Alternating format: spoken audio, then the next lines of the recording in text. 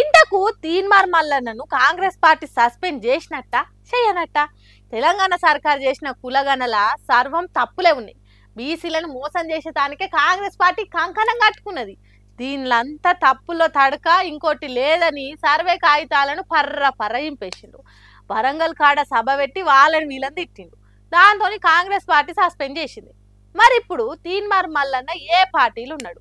Hago CM Revanth రెడ్డితోనే కలిసినట్టున్నాడు కదా. పూదోట మంచి మనసుల తేట అదిగో జ్యోతి వెలుగుతోంది. తమసోమ జ్యోతిర్గమయ అన్న మాట. వారెవ్వా సస్పెండ్ చేసినా సాధించుకుంటాండు కదా తీన్మార్ మల్లన్న. ఏకంగా సీఎం రేవంత్ రెడ్డితోనే స్టేజ్ మీద నడుస్తున్నాడు. చేతిలో చెయ్యేసి మాట్లాడుతున్నాడు. కాంగ్రెస్ పార్టీ సస్పెండ్ చేసినా మంత్రులు ఎమ్మెల్యేలతోని కలిసి జ్యోతి దీపం వెలిగించిండు. మా నడుమ ఏం జరగలేదు, మేమంతా మంచిగానే ఉన్నాం అన్నట్టు నవ్వుకుంటూ మాట్లాడుతున్నాడు. ఇది చూసేటోళ్లకు ఇదెక్కడి చిత్రంరో అనుకునేటట్టు చేసిండ్రు. కులగణన పేరుతోని కుట్ర జరిగిందని, అది పచ్చి అబద్ధమని నేను నిరూపిస్తానని, ఒక్కనే వస్తా రేవంత్ రెడ్డిని రమ్మనుండ్రి అని సవాలిస్తున్న తీన్మార్ మల్లన్ననేనా స్టేజ్ మీద ఉన్నది అన్నట్టు పరిశాన్ అవుతున్నారట. ఊకుంటా అంటే తమాషాలు చేస్తున్నారా? బీసీలంతా అల్కగా కనిపిస్తున్నారా అన్నట్టు మాట్లాడిండు. ఇక్కడున్న లెవెల్ మా నాయకులు కాదు, రాహుల్ గాంధీ మా లీడర్ అన్నట్టు చెప్పి ఇట్లా చేస్తున్నాడేంది మల్లన్న అని అనుకుంటున్నారట. అయితే వీళ్ళ కలుపుగోలుతనం చూసిన కొందరు తీన్మార్ మల్లన్న మీద చర్యలు తీసుకున్నది రేవంత్ రెడ్డి కాదని అంటుర్రు. కాంగ్రెస్ పార్టీలో కొందరు కావాలని పుల్లలు పెట్టి రేవంత్ రెడ్డిని మల్లన్నను ఇడగొట్టే ఉపాయం చేసిండ్రని అంటుర్రు. సరే అదే నిజం అనుకుందాం గాని, ఇంతకు తీన్మార్ మల్లన్న కాంగ్రెస్ పార్టీలో ఉన్నట్టా లేనట్టా? సర్కారు మీద సొంత ఛానల్లో గట్టిగానే మాట్లాడుతున్నాడు. బీసీల తరపున కొట్లాడినందుకు కాంగ్రెస్ పార్టీ నాకు ఇచ్చిన బహుమానం అని సస్పెండ్ లెటర్ను ఫ్రేమ్ కట్టించి చూపెట్టిండు. మల్లన్నను ఎప్పుడు సస్పెండ్ చేస్తారని రేవంత్ రెడ్డి దానిలాడిండని చెప్పిండు. ఇవన్నీ చేసుకుంటేనే రేవంత్ రెడ్డితోని స్టేజ్ని వంచుకున్నాడు. ఒక్క మనిషి ఇన్ని తీర్లుండు ఎట్లా సాధ్యమవుతున్నది? తిట్టినోళ్లతోనే కలిసి నవ్వుడు ఎట్లయితున్నది? కాంగ్రెస్ పార్టీ మల్లన్న మీద యాక్షన్ తీసుకున్నట్టా లేకుంటే ఇదంతా డ్రామానా అని పరిశాన్ అవుతున్నారట. వీళ్ళ బంధాన్ని చూస్తున్న జనాలు ఏందో ఏమో పోన్రి, కొన్ని అసలే అర్థం కావని అనుకుంటురట. మరి ఈ కథ ఏడుదాకా పోతుందో ఏమో, ముందే చూడాలి.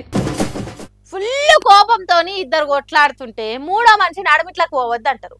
కొట్టుకుంటా అంటే తమాషా చూడాలి తప్ప నడుమిట్లకు పోతే నడుములు ఇరిగే కథ అవుతుంది అంటారు. హాగు అచ్చం గట్లాంటి యాక్షన్ క్లైమాక్స్ డ్రామా అనేది జరిగింది మంచిర్యాల జిల్లాలో. ఏమైందో చూడండి.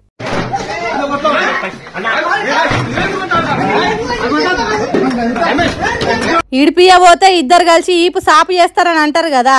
హాగో అదే అయ్యింది ఈ లొల్లిలా. అయ్యో పాపం, కొట్టుకుంటా అంటే చూసుకుంటే ఎట్లుండాలి అని నడుమిట్లకు పోతే చెప్పు దెబ్బలే మిగిలినాయి. మంచిర్యాల జిల్లా చంద్రవెల్లి మండల రెవెన్యూ ఆఫీస్లో భూభారతి మీటింగ్ పెట్టిండ్రట. దాంట్లో ఎవల నడుమ గిట్ల పంచాదులు భూమి పంచాదులున్న పరిష్కారం చేస్తున్నారట. అక్కడికి రాజు రమేష్ అనే ఇద్దరు అన్నదమ్ములు వచ్చి వాళ్ళ నడుమున్న తిప్పలేందో చెప్పుకున్నారట. మరి దాని మీద రెవెన్యూ ఆఫీసర్లు ఏం చెప్పిండ్రో తెలియదు కానీ ఇద్దరు అన్నదమ్ములు రెవెన్యూ ఆఫీసుల్ని ఎయ్యర కొట్లాట పెట్టుకున్నారట. గల్లలు పట్టుకొని ఒకరినొకరు నెట్టేసుకుంటుందా అనుకున్నారట. అరేరే అట్లా గొడవ పెట్టుకోకుండ్రి, ఒక తల్లి కడుపులో పుట్టినోళ్ళాయే ఎందుకు దెబ్బలాడుకున్నాడు అని అక్కడనే ఉన్న ఆఫీసర్ నడుమిట్లకు పోయిండట.